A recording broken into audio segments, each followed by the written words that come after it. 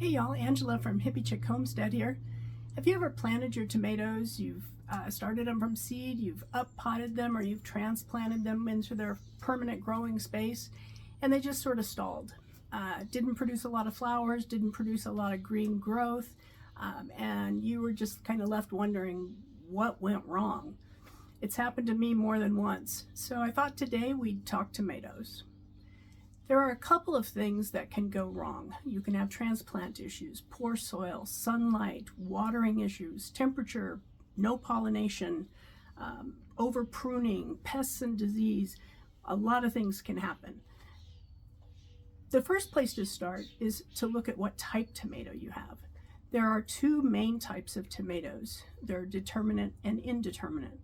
Determinate tomatoes set their fruit over a period of about a month. They get to be about 5 to 6 feet tall, and once they're done setting their fruit over that period of month, they don't grow much, they don't produce much. Some common determinate varieties are Roma, Early Girl, and Ace 55. Indeterminate tomatoes are also known as vining tomatoes, and they have a longer period of fruit production. They stop growing usually only at the end of the season unless they're taken out by pests or disease. Some of my favorites are Black Krim, Cherokee Purple, Sun Gold, and Amish Paste. Indeterminate tomatoes will get to be about 6 to 8 feet tall, and like I said, they'll set fruit over the entire growing season.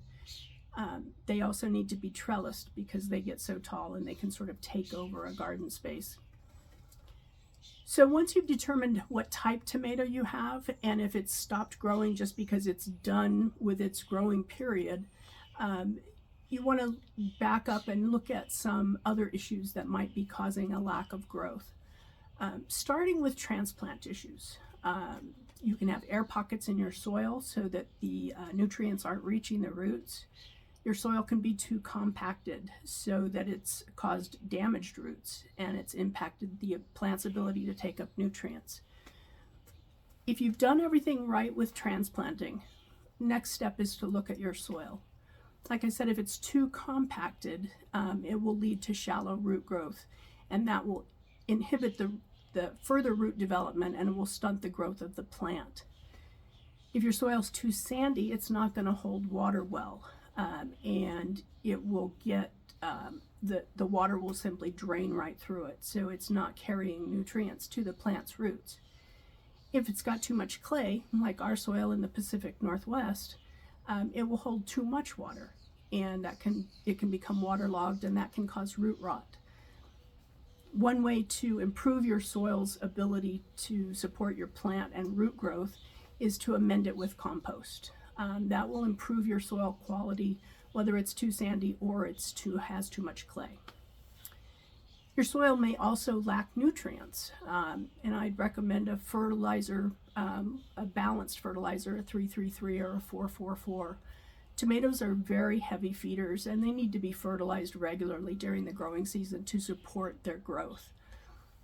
If you use a fertilizer that has too high of the first number, that means it has a lot of nitrogen. You may get very lush green growth, but you won't get as much fruit production as you would if you're using a balanced fertilizer. The best way to tell what your soil needs is very simply have a soil test. That's going to help you pinpoint what your soil's specific needs are. And even though compost can always help, your soil may be lacking other nutrients or macronutrients that it can't support plant growth without them. So if your soil's decent, you've amended it, you've had it tested, you know that you've fertilized properly. Another issue can be sunlight, lack of sunlight. Tomatoes need at least 6 to 8 hours of direct sunlight a day. If yours are leggy or they're lacking flowers or fruit, their root development may be inhibited and their growth is going to be stunted. Give them some more light. Don't put them in a shady spot. They don't like the shade.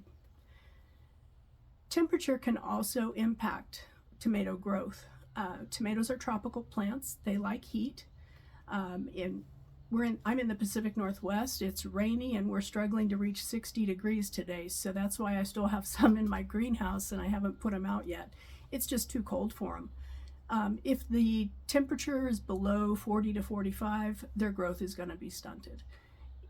If it gets above 85 to 90, they'll slow down on flower production and pollination, and you'll see less fruit. So the perfect temperature range is somewhere between 75 and 80. Perfect for people too, I think. If it's above or below that for a few days, I wouldn't worry too much. Tomatoes are pretty resilient, and they'll make a comeback when it gets back into the range that they like. Of course, with sunlight and temperature, that's also going to impact how much you water your tomatoes. Watering needs are different depending on whether you're growing them in containers or raised beds or in ground. But tomatoes need consistent moisture, and they need to be watered deeply about 2 to 3 times a week, more often if they're grown in containers. It forces the roots to go deeper into the soil to look for moisture and nutrients, and it helps develop stronger root system. Shallow watering can impact your root development in a lot of ways. The roots will simply stay up in the top layer of soil and won't go deeper. The best way to tell if your plants need water is simply take your finger, put it about an inch down in the soil, and if it feels dry, give them a good long drink. Water them deeply. Pollination is another factor, and I mentioned that with temperature being too high, above 85 to 90, pollination will slow down. Tomatoes are self-pollinating, so they have all the reproductive system that they need, both male and female, to produce flowers and fruit. But there are some things that can affect that. If it's too high, there's too much humidity, or there's a lack of pollinators, obviously your plants aren't going to get pollinated and you won't have fruit production. A little bit of vibration on the flowers or on the stem with the flowers can help the pollen reach from the female pistil can help reach the female pistil from the male stamen. So give them a little brush with your hand or tap as you walk by, and they'll appreciate that.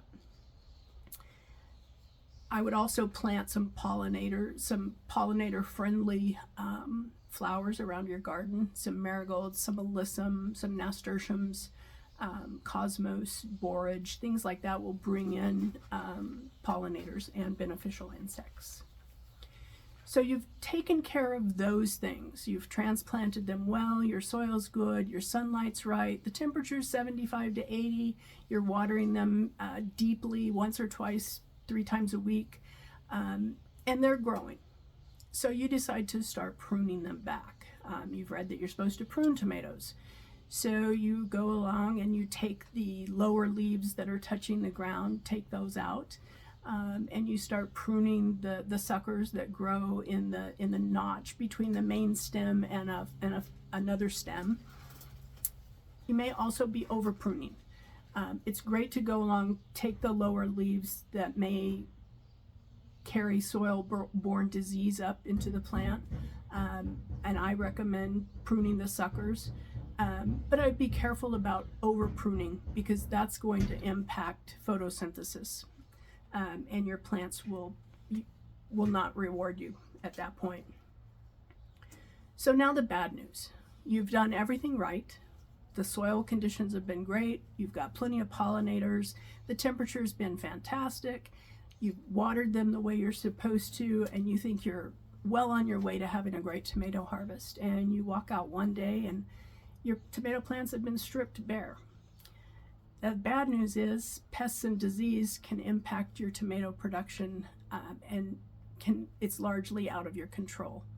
You can take some steps, some preventive measures to help, planting flowering plants around to draw in beneficial insects like parasitic wasps and dragonflies and ladybugs can help. Those especially will help with aphids. Tomato hornworms can cause a death knell in your tomato plants. You will come out and your leaves are stripped bare, your stems are stripped bare. Aphids can suck the nutrients right out of the plants, leaving them weakened or more susceptible to disease. So add the pollinator friendly companion plants to help deter pests. If you must reach for pesticide, you think you've reached the point where you can't control it anymore with companion plants, use it sparingly, and use it in the morning or later in the evening when the beneficial insects and the pollinators are not as active. If it's later in the season and you're starting to see yellow leaves, you may have a blight issue. And the best preventive for that is to increase the airflow around your tomatoes by pruning them very selectively, taking the leaves up from the bottom of the plant and pruning those stems off so that they're not touching the soil. And that will help keep disease and fungus off your plants. So that's pretty much it. It's not going to always be perfect. The conditions won't always be just right, but you can take preventive steps and you can adjust as you go along, and hopefully you'll make progress to having your best tomato harvest ever. I know that's what we're hoping for here on the Hippie Chick Homestead. So thanks for watching. Hope you're having a great day. Don't forget to hit the like and subscribe. Take care.